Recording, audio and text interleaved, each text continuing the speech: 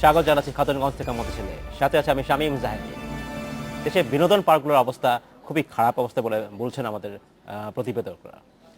বছরের পর বছর চলছে পুরাতন পার্কের আধুনিকায়নের কাজ, তবে কবে তা শেষ হবে কেউ জানে না। আজ আমাদের আলোচনার বিষয় বিনোদন পার্ক। এই নিয়ে আমাদের সাথে কথা বলতে স্টুডিওতে রয়েছেন বাংলাদেশ প্রকৌশল বিশ্ববিদ্যালয়ের নগর ও অঞ্চল পরিকল্পনা বিভাগের অধ্যাপক ডক্টর সারোয়ার জাহান এবং নগর পরিকল্পনাবিদ ও যমুনা গ্রুপের পরিচালক ডক্টর মোহাম্মদ আলমগীর আলম। তবে মূল আলোচনা যাওয়ার আগে দেখে নিই একটি প্রতিবেদন। নগরীর ঐতিহ্যবাহী শহীদ হাদিস পার্কের আধুনিকায়ন শুরু হয়েছিল 2011 সালের জুলাই মাসে, যা শেষ হওয়ার কথা এ মাসেই, কিন্তু ধীর গতিতে কাজ চলছে এখনো। জাতিসংঘ শিশু পার্ক আর হাদিস পার্ক সব ভাঙাচোরা অবস্থায় পড়ে আছে। একটু বৃষ্টি হলেই পানি কাদায় ভরে যায়। লিনিয়ার পার্ক নামে একটি পার্ক হচ্ছে, সব শুনেছি, কিন্তু আসলেই পার্কে বিনোদনের কোনো সুযোগ নাই। শেষ হয়নি শহীদ মিনার, পুকুরের চারপাশের ফুটপাত তৈরি, ফোয়ারা ও সৌন্দর্য বর্ধনের কাজও। প্রায় 9 কোটি টাকা ব্যয়ের এই প্রকল্প নিয়ে রয়েছে দুর্নীতি ও স্বজনপ্রীতির অভিযোগ। যদি কর্তৃপক্ষ ভালোভাবে মনিটরিং করে এটা মেরামত করে এবং শিশুদের জন্য উপযোগী করে তোলে, তাহলে এখানে অনেক বাচ্চারা এসে তাদের সময় কাটায়, বিনোদন পাবে। এদিকে 2013 সালের মধ্যে 22 কোটি টাকা ব্যয়ে লিনিয়ার পার্কের কাজ শেষ হওয়ার কথা থাকলেও এখনও সেখানে চলছে মাটি ভরাটের কাজ। তবে খুলনা সিটি কর্পোরেশন কর্তৃপক্ষ জানিয়েছে, হাদিস পার্ক ও লিনিয়ার পার্ক ছাড়াও নগরীতে আরও 3টি পার্ক তৈরির পরিকল্পনা রয়েছে। দৌলতপুর এলাকাতেও আমাদের পার্ক তৈরি করার জন্য এবং খালিশপুর এলাকাতেও আরও একটা পার্ক তৈরি করার জন্য আমরা আমাদের পরিকল্পনার মধ্যে রেখেছি। হয়তো অদূর ভবিষ্যতে সেসব পরিকল্পনাগুলো বাস্তবের রূপ লাভ করবে, আমি আশা করি। বিনোদন পার্কগুলোর কাজ কবে শেষ হবে আর কবেই বা তা জনসাধারণের জন্য খুলে দেওয়া হবে তা নিয়ে স্পষ্ট কোনো তথ্য নেই কারো কাছে। তবে অবিলম্বে পুরনো পার্ক আধুনিকায়ন ও নতুন পার্ক নির্মাণের কাজ শেষ করার দাবি নগরবাসীর। Sohel Mahmud, Independent News, Khulna. দেখলাম প্রতিবেদনটি আমরা। জনাব সারোয়ার জাহান এবং জনাব আলমগীর আলম, আপনাদেরকে স্বাগত জানাচ্ছি এই অনুষ্ঠানে। জনাব জাহান, আপনার কাছে প্রথম প্রশ্ন আমার কাছে, যে আমরা আমাদের প্রতিবেদন দেখলাম যে সরকারি ব্যবস্থাপনায় যে পার্কগুলো গড়ে উঠেছে বা বিনোদন কেন্দ্রগুলো গড়ে উঠেছে সেগুলোর অবস্থা ভালো নয়, বেহাল অবস্থা। এইগুলোর এইটার মূল কারণটা কি? এটা কি শুধু পরিকল্পনার অভাব, নাকি এই পার্কগুলো পরিচালনার জন্য যে ম্যানেজমেন্ট ছিল সেটার ব্যর্থতা? অবভিয়াসলি আপনার যে ম্যানেজমেন্ট একটা বড় ফ্যাক্টর। বিশেষ করে এই যে ধরেন যেটা দেখলাম আমরা খুলনা সিটি কর্পোরেশনের কথা বলছিলাম, সিটি কর্পোরেশনের যেই ব্যবস্থাপনা যেটা আছে সেখানে কিন্তু পার্ক বা এইগুলোর জন্য আলাদা কোনো ইয়ে নেই। এটা একটা হয়তো ওভারঅল স্টেট বা ইঞ্জিনিয়ারিং সেকশনের আন্ডারে থাকে, যার ফলে আর একটা বড় সমস্যা হচ্ছে, আমরা তো জানি আমাদের যে স্থানীয় সরকার যেগুলো আছে এগুলো কিন্তু একটা রিসোর্সের একটা প্রবলেম থাকে। ফলে এরা যেটা মেইনলি ইন্টারেস্টেড হয় যে রিটার্ন হয় এই ধরনের প্রজেক্টের দিকে তারা বেশি ইয়ে করে, আরবান সার্ভিস যেগুলো।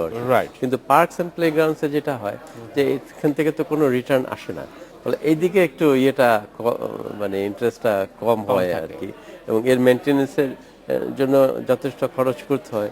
সেটাও অনেক সময় দেখা যায় যে এই কর্পোরেশনগুলো তাদের স্যালারি দিতে অনেক হিমশিম খাচ্ছে, কাজে সেক্ষেত্রে এগুলো মেনটেন করা বা সেদিকে খুব একটা নজর দেয় না, যে কারণে এই সমস্যাগুলো। ডক্টর জাহান, আপনাকে ধন্যবাদ। আমি আপনার ফিরে আসবো। ডক্টর আলম, আপনার কাছে প্রশ্ন আমার। আমরা শুনছিলাম, রিপোর্টে দেখছিলাম যে সরকারি ব্যবস্থাপনায় যেসব পার্কগুলো গড়ে উঠছে সেগুলোর অবস্থা একেবারে ভালো নয়। বেসরকারি উদ্যোগে এখন অনেক বিনোদন পার্ক গড়ে উঠছে। আপনি কি আমাদের বলবেন যে এই ধরনের উদ্যোগে কি, যেটা এখন বলা হচ্ছে যে পাবলিক প্রাইভেট পার্টনারশিপের যে কথা বলা হচ্ছে, পিপিপির কথা বলা হচ্ছে, এইখানে কি বেসরকারি উদ্যোক্তারা বা বেসরকারি উদ্যোগ বড় একটা ভূমিকা রাখতে পারে বলে মনে হয় কিনা আপনার? আপনার প্রশ্নের জন্য ধন্যবাদ। প্রথমত আমি যেটি বলবো যে আপনাকে স্মরণ করিয়ে দিতে চাই 1969 সালে ঢাকার যে শিশু পার্ক সোহরাওয়ার্দী উদ্যানের শাহবাগে সেটি গড়ে ওঠে। তো শুরুর দিকে ব্যবস্থাপনা ভালোই ছিল, যতই দিন যাচ্ছে ততই অব্যবস্থাপনা এবং আধুনিকায়ন হচ্ছে না, এবং অবস্থানের কারণে নিম্নবিত্ত ছাড়া মধ্যবিত্ত এবং বাকি সাধারণ মানুষরা কিন্তু ওই পার্ক থেকে বেরিয়ে আসছে। কিন্তু যেটি দেখা যাচ্ছে, আমার সৌভাগ্য হয়েছে দুটি আনন্দ বিনোদনের পার্কের সাথে সম্পৃক্ত থাকা। প্রথমত 2002 সালে ফ্যান্টাসি কিংডমের কাজের সাথে আমার সম্পৃক্ততা হয়েছে। আমি ওই প্রজেক্টের সাথে সম্পৃক্ত ছিলাম, কনকর্ড করেছিল। পরবর্তীতে সেখানে ওয়াটার পার্ক এবং হেরিটেজ পার্ক সহ আরও 3টি পার্ক করা হয়েছে, সেটি ঢাকা হতে প্রায় 30 কিলোমিটার দূরে। আর বর্তমানে আমরা যমুনা ফিউচার পার্ক করছি। তো আমার ব্যক্তিগত অভিজ্ঞতা আমি বলবো, আপনি দেখেন ঢাকা মহানগরীর মধ্যে যে পরিমাণ জনসংখ্যা, যেটি আপনার 1951 সালে জনসংখ্যা ছিল 4 লক্ষ, আর আয়তন ছিল সেখানে 85 বর্গ কিলোমিটার, আর সেটি 74 সালে হয়ে যায় 18 লক্ষ জনসংখ্যা, কিন্তু আয়তন বেড়ে দাঁড়ায় 335 বর্গ কিলোমিটার। এরপরে 91 সালে হয়ে যায় 68 লক্ষ জনসংখ্যা, কিন্তু আয়তন হয়ে যায় 1352 বর্গ কিলোমিটার। আর বর্তমানে ঢাকার জনসংখ্যা 1.5 কোটি এবং আয়তন হয়ে গেছে 1528 বর্গ কিলোমিটার। এই যে বিশাল মেগাসিটি ঢাকা, এই মেগাসিটি ঢাকার জন্য কিন্তু পরিকল্পিতভাবে মানুষের বেঁচে থাকার যে অন্যতম অবলম্বন যে বিনোদন, এবং বাচ্চাদের যে প্রতিবন্ধী হয়ে বেড়ে না ওঠার যে একমাত্র অবলম্বন সেটি হচ্ছে তার পার্কে বা তার খোলামেলাভাবে তার বেড়ে ওঠা। সেই বেড়ে ওঠার জন্য কিন্তু অবাণিজ্যিকভাবে এবং সরকারিভাবে উদ্যোগগুলো তেমন গড়ে ওঠে। শুধুমাত্র শাহবাগে 69 সালে যে পার্কটি হয়েছে, এরপরে ব্যক্তিগত উদ্যোগে ঢাকা আমরা দেখেছি ওয়ান্ডারল্যান্ড হয়েছিল, তারপরে নানা বিতর্কের মাধ্যমে সেটি চলে গেছে। তারপরে এখন রাজুক সেখানে আপনার পার্ক করার চেষ্টা করছে। তারপরে শিশু মেলা গড়ে উঠেছে আগারগাঁওর দিকে, তো সেটাও অত্যন্ত বাণিজ্যিকভাবে।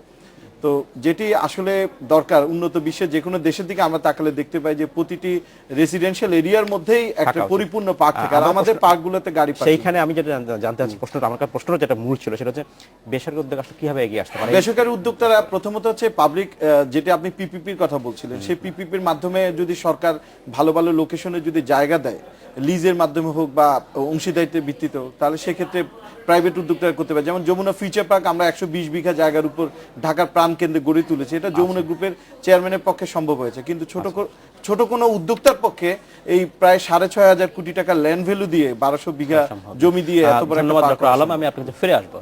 ডক্টর জাহান, আপনার কাছে প্রশ্ন যে আমরা আজ থেকে যদি আমরা বাংলাদেশের স্বাধীনতা পরপরের কথা বলি, তখন পার্ক বলতে যে ধারণাটা ছিল, একটা জায়গা যেখানে বসার টুল থাকবে, কিছু গাছপালা থাকবে, সেই ধারণা থেকে আধুনিক বিনোদন পার্ক পরিবর্তন হয়েছে। সরকারি ব্যবস্থাপনায় যে পার্কগুলো আছে সে এখন ওই অবস্থায় আছে। তো একটা নগর পরিকল্পনাবিদ হিসেবে আপনার কি মনে হয় যে আসলে সরকারি ব্যবস্থাপনা কি এগুলো সম্ভব, নাকি আসলে সরকার এবং বেসরকারি উদ্যোগে একসাথে যৌথ সমন্বয় না হলে এই যে আধুনিক যে চাহিদা সেটা মেটানো সম্ভব না? আসলে এই যে বিনোদন যেটা রিক্রিয়েশন, এটা কিন্তু অনেক ফর্ম আছে আর কি। যেমন ধরেন আমরা কিছুকে বলি প্যাসিভ রিক্রিয়েশন, আবার কিছু হচ্ছে অ্যাক্টিভ রিক্রিয়েশন। প্যাসিভটা হচ্ছে যেমন ধরেন একটা পার্কে আপনি হাঁটাহুটা করলেন বা সাইট সিং এ গেলেন, এই ধরনের যেটা নেচারের সাথে কিন্তু খুব অ্যাক্টিভিটি মানে ওই ধরনের প্যাসিভ রিক্রিয়েশন বলি আর কি। অ্যাক্টিভ রিক্রিয়েশন হচ্ছে খেলাধুলা, যেমন ধরেন বিভিন্ন রাইড থাকে যেসব পার্কগুলোতে, হ্যাঁ ওটাও অ্যাক্টিভের পাশাপাশি পর্যায়ে পড়ে, যে বা স্টেডিয়াম বা একটা প্লে গ্রাউন্ড বা বিনোদন এখন যেটা আসছে বিভিন্ন ধরনের রাইড বা এখানেও অ্যাক্টিভিটি, যেগুলো অ্যাক্টিভ রিক্রিয়েশন। আবার এগুলোও কিন্তু থাকতে পারে ইনডোর এবং আউটডোর। কাজে বিভিন্ন ফর্ম আছে এবং বিভিন্ন ধরনের এগুলোর ক্রাইটেরিয়া আছে বিভিন্ন রকম আর কি। তো কাজেই এখানে যেটা বিনোদন যেটা এখন যে ফর্মে আসছে বিভিন্ন জায়গায়, এগুলো মেইনলি আপনার অ্যাক্টিভ হলেও কিছু আছে আউটডোর, কিছু আছে ইনডোর আর কি। এবং এগুলো হচ্ছে আপনার কিছু মেইনলি কমার্শিয়াল বেসিসে যেটা আর কি। তো এখন আগে যেটা পার্ক ছিল এই ধরনের যে এগুলো ছিল না, কিন্তু মেইনলি প্যাসিভ বা অ্যাক্টিভ যেগুলো প্লেগ্রাউন্ড সেইভাবে ছিল আর কি। এখন আস্তে আস্তে যেটা দাঁড়ালো, আপনি সত্যি কথা বলতে কি আমাদের এই মিসম্যানেজমেন্টের কারণে ঢাকা শহরে অনেক মানে এরকম পার্ক বা হারিয়ে গেছে আর কি। এটা একটু ম্যানেজমেন্টের অভাব, যেটা তো বিভিন্ন যে অথরিটি আছে তারা ঠিক মতো করেনি। তো এখন যেটা হচ্ছে যে ফলে হচ্ছে কি ওই প্যাসিভ রিক্রিয়েশন পার্কের কমে গেছে মানে কি আপনি এগুলো কতগুলো ক্রাইটেরিয়া আছে। একটা নেইবারহুড, একটা কমিউনিটিতে একটা থাকার কথা, তার চেয়ে একটু বেশি আর একটু আরবান স্কেলে থাকার কথা, বা একটা রিজিওনাল স্কেলে বড় থাকার, কাজে বিভিন্ন রকম লেভেল আছে আর কি। এইগুলোর সেই মেনটেন না হতে যেটা হচ্ছে এখন ওই বিনোদন ওই পার্কের মধ্যে চলে গেছে, যেটা আর কি, যেহেতু পার্কে যাওয়ার নেই, তো ফলে কমার্শিয়াল ইয়েটা চলে আসছে ট্রেন্ডটা। আসলে ডক্টর সরওয়ার জাহান সাহেবের সাথে আমি একমত। আমাদের প্রতিদিনের দৈনন্দিন জীবন আচরণে আমরা যদি আমাদের বাচ্চাদের শিশুদেরকে হাতের কাছে বিনোদনটা দিতে না পারি, Right, exactly. তাহলে কিন্তু তারা ওই আমার পার্কে হোক বা নন্দন বা ফ্যান্টাসি হোক, তারা কিন্তু ফ্রিকোয়েন্টলি যেতে পারবে পারবে। হ্যাঁ, আমাদের যমুনা ফিউচার পার্ক বা এই ধরনের যে কমার্শিয়াল ইনস্টলেশন গুলো আছে সেগুলোতে ইনভেস্টমেন্ট অনেক বেশি, রাইডস এর মাত্রাগুলো অনেক বেশি, বেশি। ব্যক্তিটা অনেক বেশি। কিন্তু আমাদের ঢাকা শহরে যে পার্কগুলো আছে, বিশেষ করে আমাদের যে ঢাকা উদ্যানগুলো আছে, সেগুলোকে যদি আমরা ভালোভাবে, উনি যেটা মিসম্যানেজমেন্টের কথা বললো, ম্যানেজমেন্টটা যদি সুসম্পন্ন করতে পারি, তাহলে সকালে যেরকম পথচারীরা তাদের শারীরিক ব্যায়াম করতে পারে, ঠিক তেমনি ভাবে শিশুদের বিভিন্ন শরীর চর্চা সহ বিভিন্ন অ্যামিনিটিস গুলো বা গেমস সেটা গুলো আমরা দিতে পারি। সন্নিবেশ করি। জনাব আলম, ধন্যবাদ। আমাদের সময় হচ্ছে বিরতিতে যাবার, ফিরে এসে আমরা আবার কথা বলবো। দেখি সময় হলো একটি বিরতিতে যাবার, ফিরছি শীঘ্রই, সাথেই থাকবেন।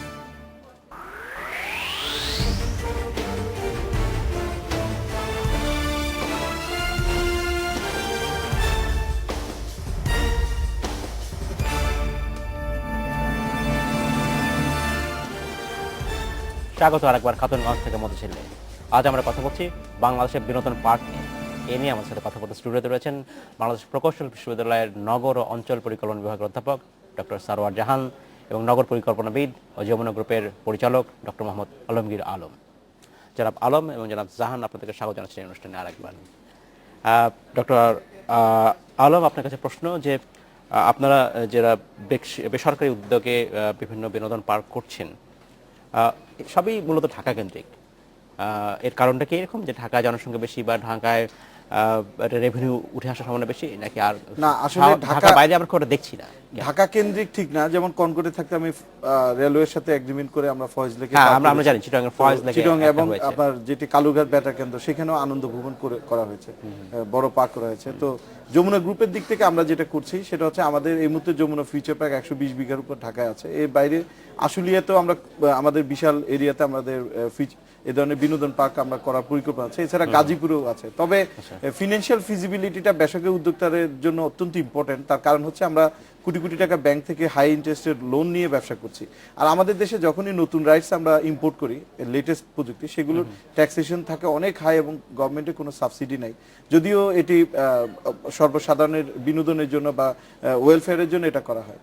তো সেদিক থেকে স্বাভাবিকভাবে আমাদের ওই কস্ট অফ রিটার্ন যেটা, সেই রিটার্নটা আমাদের চিন্তা করতে হয়। তো সেই জন্য ঢাকায় যেহেতু জনবসতি বেশি এবং ঢাকার অ্যাভারেজ মানুষের যে ইনকাম ক্যাপাসিটি সেটা যেহেতু বেশি, এবং ঢাকায় বিনোদন এবং খোলামেলা জায়গার স্বল্পতা অত্যন্ত কম, স্বল্পতাটা বেশি, এই কারণে বাচ্চারা কিন্তু টোটালি কিন্তু প্রতিবন্ধী হয়ে বেড়ে উঠছে। এই কারণে যখনই তারা দেখে হাতের কাছে কোনো বিনোদনের ব্যবস্থা, তখন সেখানে তারা ছুটে আসে। স্বাভাবিকভাবে ফিনান্সিয়াল রিটার্নটা সেই কারণে অনেক বেশি হয়।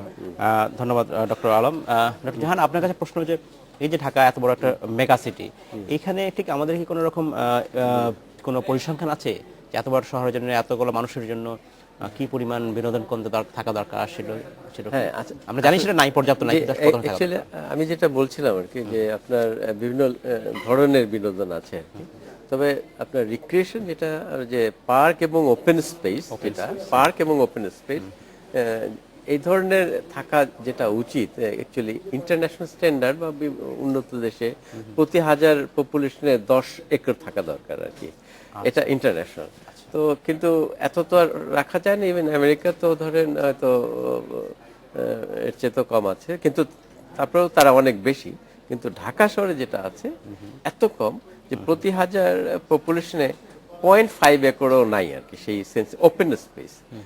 এছাড়া রয়েছে যে আপনি প্লে গ্রাউন্ড, যে পার্ক, ওগুলোর ইয়ে তো আরো ওপেন স্পেস বলতে আমি যেটা ইয়ে করছি যে পার্ক, প্লে গ্রাউন্ড এবং এগ্রিকালচারাল ল্যান্ড, ওটা ইনক্লুড করে আর কি 0.5।